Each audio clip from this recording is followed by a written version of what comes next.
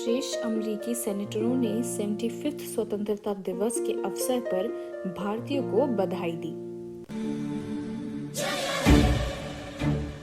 नमस्कार, आप देख रहे हैं दी ऑटरिंग और आज के इस वीडियो में आगे बढ़ने से पहले आपको याद दिला दे कि अगर अभी तक आपने इस चैनल को सब्सक्राइब नहीं किया है तो सब्सक्राइब कर लीजिए और बेल आइकन दबाना भी ना भूलें ताकि हर खबर आप तक सबसे पहले पहुंच पाए।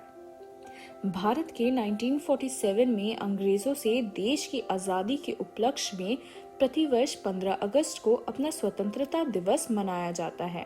इसे मनाने के लिए दिल्ली के लाल किले में एक समारोह आयोजित किया जाता है जिसमें राष्ट्रपति और प्रधानमंत्री राष्ट्र को संबोधित करते हैं और राष्ट्रीय ध्वज फहराते हैं।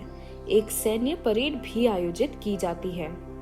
भारतीय स्वतंत्रता विधेयक 4 जुलाई 1947 को ब्रिटिश हाउस ऑफ कॉमन्स में पेश किया गया और एक पखवाड़े के भीतर पारित हो गया। इसने 15 अगस्त 1947 को भारत में ब्रिटिश शासन के अंत का प्रावधान किया। उसके बाद भारत और पाकिस्तान के विभाजन के साथ भारत एक स्वतंत्र देश बन गया। 15 अगस्त देश के लिए राष्ट्रीय अवकाश है। देश भर के संगठन और संस्था राष्ट्रीय ध्वज फहराते हैं और इसके सम्मान में सांस्कृतिक कार्यक्रम आयोजित करते हैं। और इसी दिन के अवसर पर भारतीय मूल की अमेरिकी अंतरिक्ष यात्री सुनीता विलियम्स ने स्वतंत्रता दिवस की बधाई देते हुए कहा कि वह भारत के पहले मानव अंतरिक्ष यान मिशन गगनयान की प्रगति का अनुसरण करने में रुचि रखती है। भारतीय मूल की अमेरिकी अंतरिक्ष यात्री सुनीता विलियम्स के साथ रिपब्लिकन जॉन कॉनन और डेमोक्रेट मार्क वार्नर सहित श्रेष्ठ अमेरिकी सेनेटरों ने शुक्रवार 13 अगस्त 2021 को भारत के लोगों और भारतीय अमेरिकियों को भारत के 75th स्वतंत्रता दिवस के अवसर पर बधाइयां दी। जैसा कि हम सब जानते हैं कि दुनिया के दो सबसे बड़े लोकतंत्रों के बीच संबंध अब पहले से कहीं अधिक महत्वपूर्ण हो गए हैं। सेनेट इंडिया केकस के सह संस्थापक के रूप में कोनन ने कहा कि वह संयुक्त राज्य अमेरिका और भारत के बीच मजबूत संबंधों के महत्व को पहले से जानते हैं। उन्होंने कहा, मुझे यह देखकर गर्व हो रहा है कि हाल ही के वर्षों में हमारे संबंध कैसे मजबूत हो गए हैं। भारत की स्वतंत्रता की 75th वर्षगांठ मनाने में भारत के लोगों और भारतीय अमेरिकों के साथ शामिल हुए। सेनेटर रिक स्कॉट ने कहा कि संयुक्त राज्य अमेरिका को दुनिया की सबसे बड़ी लोकतंत्र और अमेरिका के महत्वपूर्ण भागीदार भारत का समर्थन करने और हमारे भारतीय अमेरिकी समुदाय के कई योगदानों का जश्न मनाने पर गर्व हो रहा है। आज़ादी के 75 साल पूरे होने पर बधाई हो। मुझे आशा है कि आप सब लोग एक बड़ा सेलिब्रेशन करेंगे, श्री स्कॉट ने यह एक वीडियो संदेश में कहा। आज के इसी दिन पर अंकित जाने चली गई थी और बहुतों को प्रताड़ित किया गया था, लेकिन अपार दृढ़ संकल्प और विश्वास के साथ भारत एक स्वतंत्र देश के रूप में उभरा। इसी दिन 15 अगस्त 1947 को दिल्ली के लाहौरी गेट के ऊपर भारत का तिरंगा झंडा फहराया गया था।